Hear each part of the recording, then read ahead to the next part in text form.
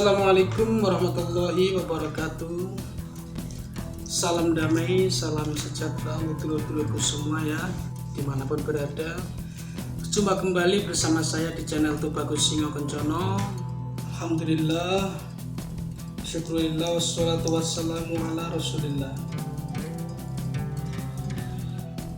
Pada kesempatan kali ini saya ingin berbicara sedikit tentang karakter dan sejarah tasawuf di Nusantara.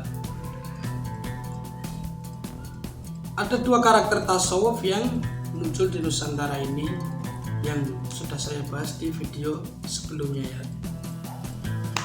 yaitu tasawuf falsafi dan tasawuf amali. Kedua ajaran tasawuf ini sudah berada di Nusantara sejak pertama kali Islam masuk ke wilayah Nusantara, yaitu tepatnya pada abad ke-13 Masehi. Di antara bukti-buktinya adalah dengan keberadaan kitab-kitab yang menjelaskan atau mengajarkan ajaran-ajaran tasawuf, seperti kitab At-Tuhfah Al-Mursalah karya Imam Al-Burhanpuri. Juga ada lagi yaitu kitab Ihsan Kamil karya Abdul Karim Al-Jili. Ada juga yaitu kitab Ihya Ulumuddin karya Imam Al-Ghazali. Bahkan konsep Ihsan Kamil karya daripada Imam Al-Jili saat itu sangat menarik perhatian para tokoh-tokoh, tidak hanya bagi Wali Songo saja, tetapi juga para raja-raja dan juga bangsawan dan lain sebagainya. Di antara dua karakter tasawuf tersebut, yang paling berpengaruh di Nusantara ini adalah tasawuf amali. Hal ini dibuktikan dengan adanya popularitas daripada kitab karangan Imam Al-Ghazali yaitu Ihya Ulumuddin.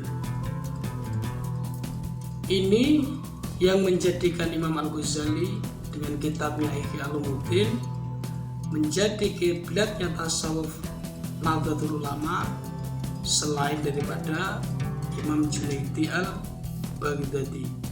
Ya, meskipun pendiri ataupun tokoh daripada Nahdlatul Ulama yaitu beliau Kiai Haji Hasyim Asy'ari dalam kitab Risalah Ahlussunnah wal Jamaahnya, beliau menggunakan tasawuf Imam Abdul Hasan Asy-Syadzili. Lalu bagaimana perkembangan tasawuf di Nusantara?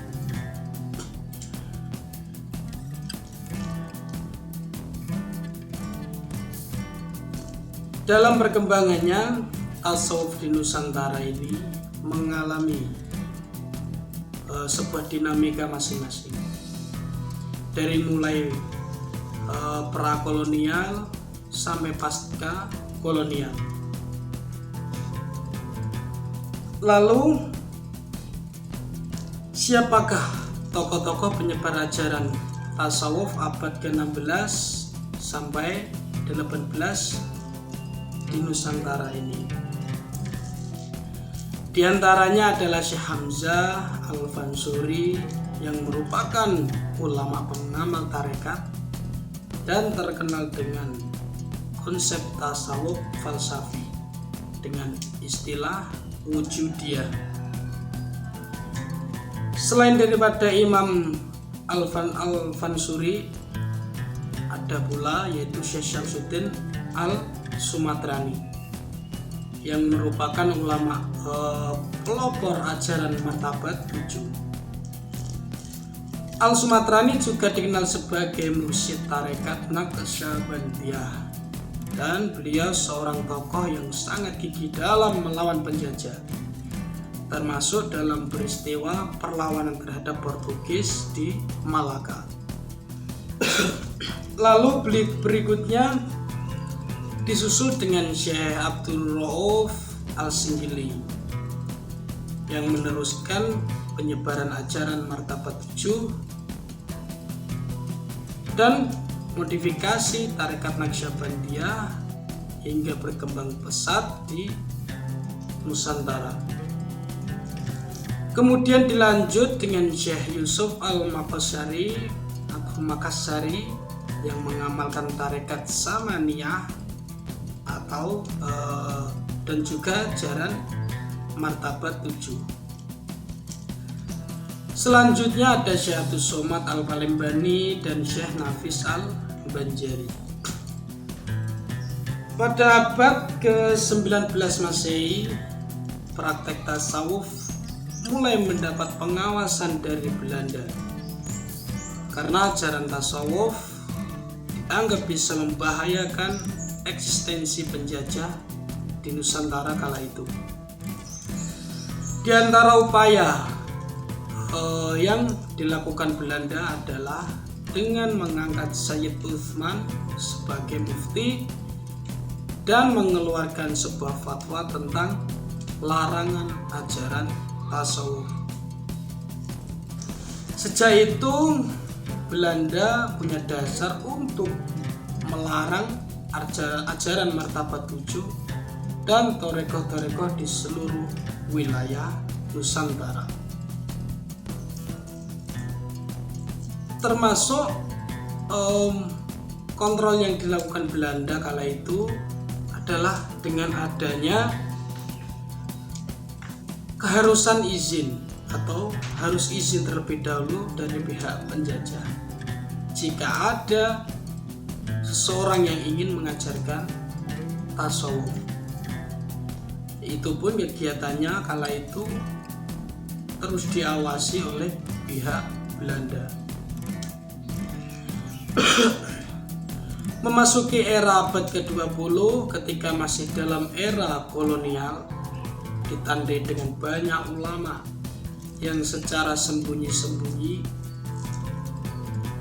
mengamalkan ajaran tasawuf, termasuk pendiri Nahdlatul Ulama yaitu Kiai Haji Hasyim Asy'ari sendiri yang padahal pengamal tarekat Naqsyabandiyah.